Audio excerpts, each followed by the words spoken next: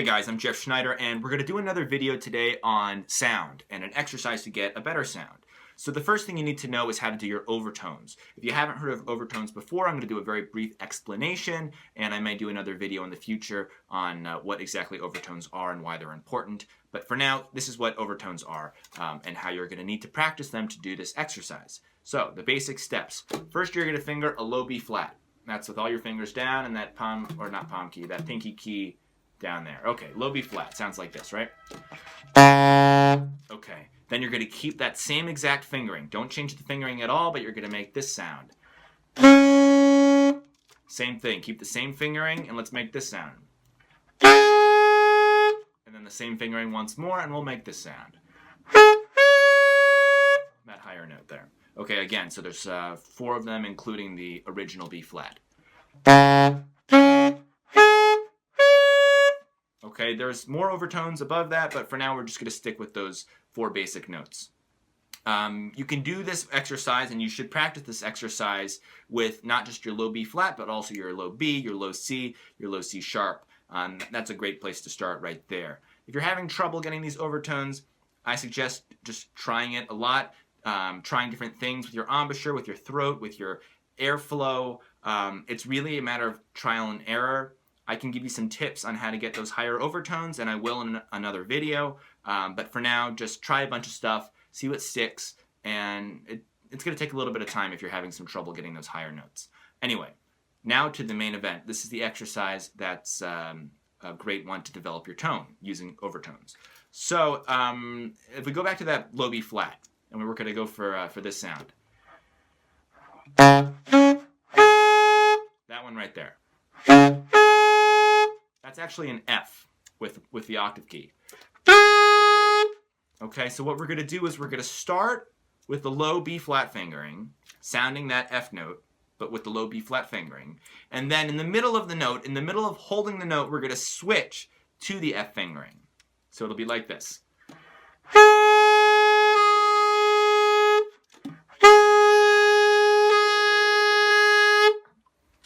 What I'm doing is I have my B flat fingering, and then I'm switching to the F fingering.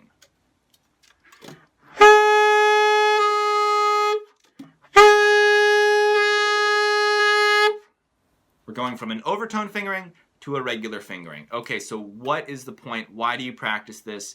The reason is, well, before I get into that, this is important. The whole point of this is that you do your best with your embouchure, your throat, your tongue, all of that stuff up here, and your air support, of course, is to do your best to try to match the tone you get from the low B flat fingering to the tone you get with the F fingering. This is the tone that is good. This is the tone that you want to match to this tone. Does that make sense? You want to get this fingering to sound like this fingering. I think that's the best way to put it. Now, why is that? Well, something you might notice is that when you play with this fingering, your sound, your tone is a little bit better. It's more, it's fuller, it's more resonant. Do you have any idea why that is? Okay, I'm going to tell you.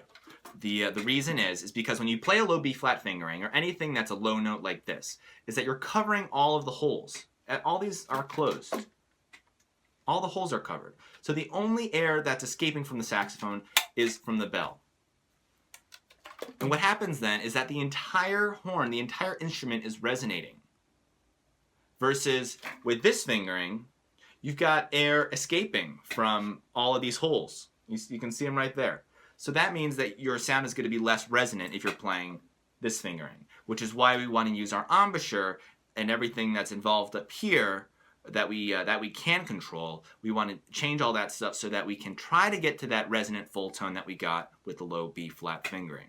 Okay, I think that that about sums the exercise up. So we're starting with the low B flat fingering, switching to the F fingering, keeping the same pitch the entire time.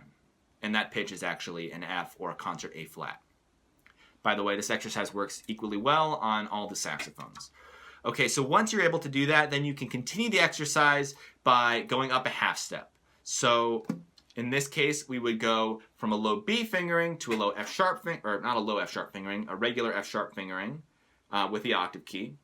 You can also do it without the octave key, keeping the same pitch. It's not necessary to have that octave key down, but if you need it, you should go for it. So this is what it sounds like in the B and F sharp combination. Here's the note we're going to sound. That's the F sharp normal fingering. That's the B normal fingering, or not normal fingering, low B fingering. Did you hear a difference there? I kind of heard a difference. My low B fingering just sounds fuller, so I'm going to see what I can do with my embouchure to match the sound to the good sound.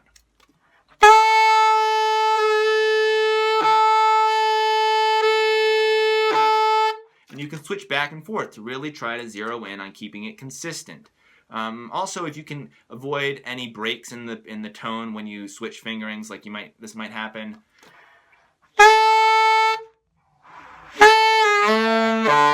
That was an exaggeration, but you want it to be a very clean transition from one fingering to the next. You really shouldn't hear a difference in tone. That's at least the goal. Okay, I'm going to stop there.